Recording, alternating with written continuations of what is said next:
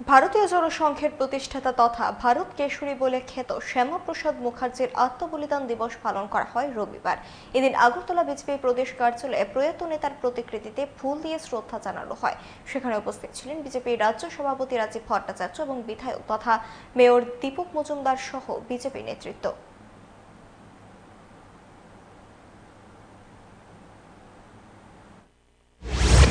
আমাদের এই যে শ্যামাপ্রসাদ মুখার্জির যে বলিদান, যে কাশ্মীরের ৩৭০ ধারা, কাশ্মীরকে ভারতবর্ষ থেকে আলাদা করার যে প্রয়াস, তার বিলুপ্তি ঘটিয়েছেন আমাদের দেশের যশস্বী প্রধানমন্ত্রী। এবং শ্যামাপ্রসাদ মুখার্জির যে বলিদান সেটা বৃথা যায়নি, ভারতবাসী হিসাবে আমরা গর্ববোধ করি। তো এই 23শে জুন থেকে আর 6ই জুলাই আমাদের ভারত কেশরী ডাক্তার শ্যামাপ্রসাদ মুখার্জির জন্মবার্ষিকী আমরা পালন করব। আর এই পক্ষকাল ব্যাপী আমরা বিভিন্ন কর্মসূচির মাধ্যমে এই শ্যামাপ্রসাদ মুখার্জির যে চিন্তাধারা সেটাকে সমস্ত জায়গায় পৌঁছে দেওয়ার জন্য আমাদের কেন্দ্রীয় নেতৃত্ব কিছু পরিকল্পনা করেছেন।